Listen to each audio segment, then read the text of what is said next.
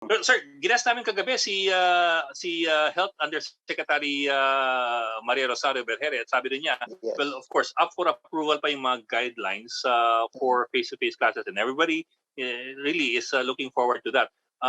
Now, we understand po, nagmi-meeting pa kayo with the DOH to finalize these guidelines. Pero baka you can give us a general idea of how it's emerging. What are we looking at na talagang nakapako na? Yung talagang sure na tayo. Well, actually, it's almost complete. In fact, it's already signed off by the technical teams of both departments, and the request, because Department of Education is still the lead here, that it be signed by Secretary Briones, and it is in the desk of the secretary now for her final review. Once it is signed, we will transmit it to her counterpart in the Department of Health. So we are hoping that within the week, kung kaya, the guidelines will be out, and you will see all of the details in these guidelines. Give us an idea of some of the details, if not all. Yes. Well, first is, as you know, we went into a joint guidelines with the understanding that any return of face-to-face now is not just an education issue, but also a health issue. And that's why there is this joint guidelines. Now, within these guidelines, it covers both the learning part, how we blend the face-to-face classes with the learning, because that's the objective of this in the substance. But we also integrate here all the health and safety standards as indicated by the DOH that covers what are the eligible schools, the teachers, the children or the students, what they call the administrative controls, the engineering controls, ventilation, physical distancing, the protective equipment that are needed.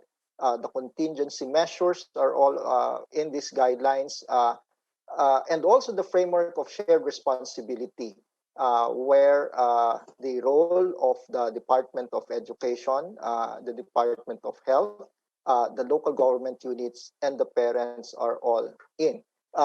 In addition to that, there is an accompanying contingency manual that spells out the different scenarios that can happen in the course of the pilot study from the perspective of COVID, and all of those scenarios have very specific a protocol so that we know that the actions are guided by prior information and guidance by our health experts. So in gist, that's it, and Usec, it will be released publicly for all to see. One, it is voluntary, and second, there are limits to a class size. It is not full scale. They will be there for only 3 hours for kindergarten and only 4 hours for the students. So there is no lunch going to happen there.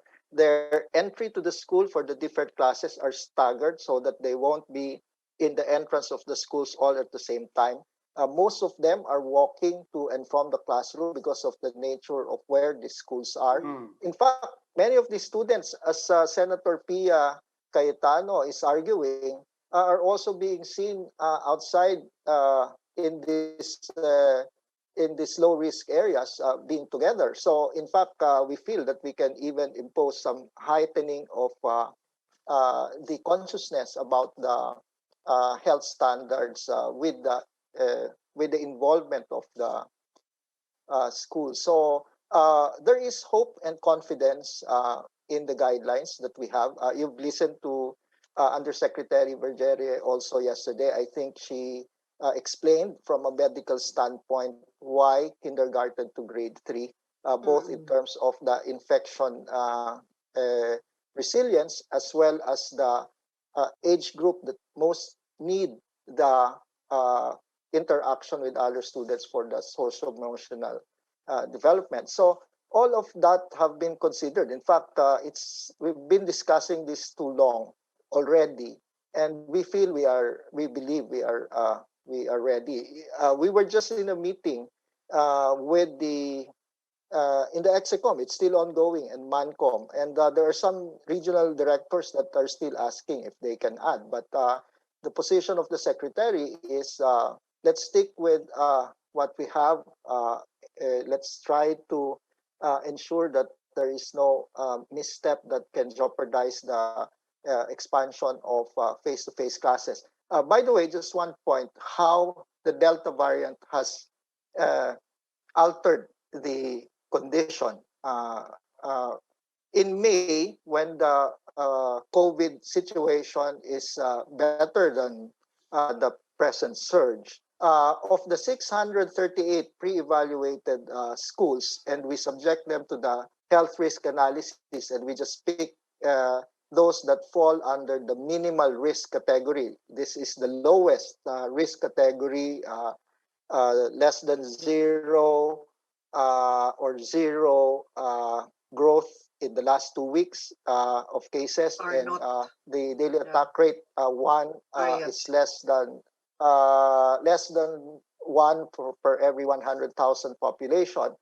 Nung Mayo, ang umaabot dyan ay mahigit at any day of the 638, mga 150 schools of those that we have pre-evaluated, 160. But today, it's just 20 plus of those 638 that will fall under the minimal risk category. And I recall I asked our staff kung ano ang nabanggit ni Usec Vergere dyan, na sabi nila they can evaluate at an even more granular level. But the secretary has mentioned that in our meeting tomorrow with the Department of Health, her view is that kung talagang 27 lang ang magko-qualify dun sa minimal risk, why don't we just stick with that and not force to put up the 100? So that all of those will be decided